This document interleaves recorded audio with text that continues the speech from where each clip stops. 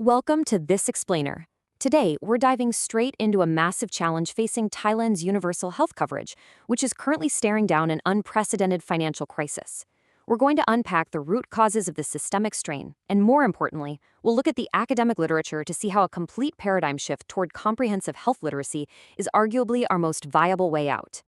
Here is a quick look at our intellectual roadmap.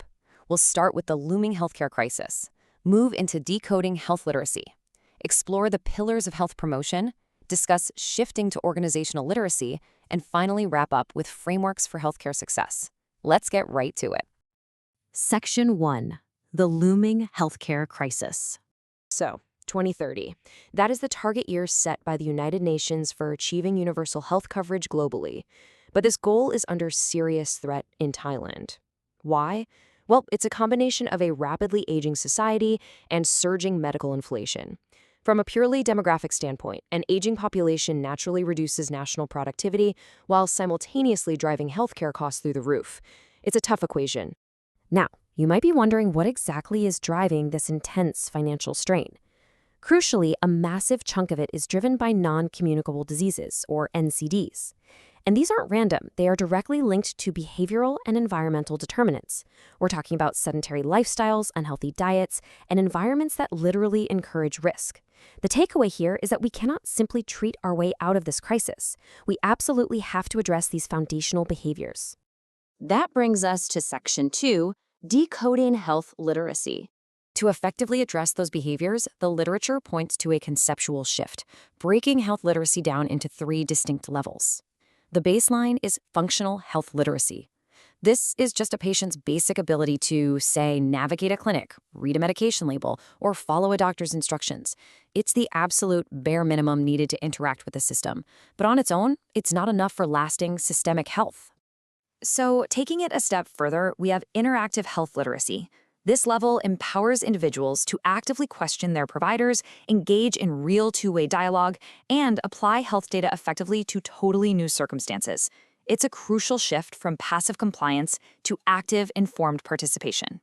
And then we reach the absolute pinnacle, critical health literacy. At this highly cognitive tier, citizens truly understand the broader ecosystem of health. They recognize how social and environmental factors impact their well-being, and they actually use this knowledge to advocate for structural, environment-improving policies. They essentially evolve into agents of social change.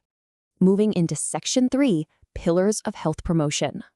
This tiered understanding wasn't just developed in a vacuum. Notice how the Shanghai Conference visually mapped these concepts out as 3 core pillars. You have good governance as the foundational enabler for healthy cities, which in turn creates the environment necessary to foster true health literacy. Basically, you need transparent, accountable policymaking to build urban environments where people can actually live healthy lives. The academic consensus and global directive here is crystal clear. Health is a universal human right, and it absolutely must be integrated across all 17 Sustainable Development Goals. This demands a profound paradigm shift, moving away from disease-centric care toward person-centric care, meaning health considerations need to be embedded into literally every piece of public policy. To put the how into perspective, let's briefly look at Singapore. Interestingly, they utilize an average of 4.6 digital devices per person. They heavily leverage this tech adoption using platforms like their Health Hub as a primary interactive tool to boost population health literacy. They're making health information highly accessible and perfectly tailored to a digital world. But amidst all this high-level policy and advanced technology, we really cannot forget the human element. This was perfectly captured by the digital native youth delegates in Shanghai. Their demand was simple but powerful. They want active participation in their own future health ecosystems. It's a great reminder that any systemic reform we build has to be co-created with the very people it's designed to serve. Which brings us to a really critical paradox in the literature. We can emphasize individual health literacy all day long, but how can you realistically expect a patient to become health literate if the medical ecosystem itself is an unnavigable, jargon-filled maze?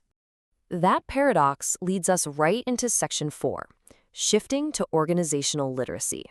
Because of that complexity, we are seeing a massive shift in academic best practice. The burden of understanding is moving from the patient to the organization. Instead of the old, outdated model that screened and targeted patients for having low health literacy, The new standard requires universal health literacy precautions. This means the healthcare system itself proactively adapts. It simplifies communication, navigation, and access for absolutely everyone right out of the gate, while reserving extra time and resources for those who need further support. Finally, let's look at Section 5, Frameworks for Healthcare Success. So to actually turn this theory into reality, healthcare facilities have to transform into health-literate organizations, or HLOs. At its absolute core, an HLO is deliberately engineered to strip away systemic complexity.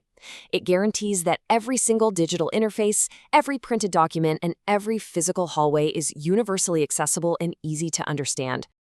To help achieve this, the United States Institute of Medicine established 10 core attributes of an HLO.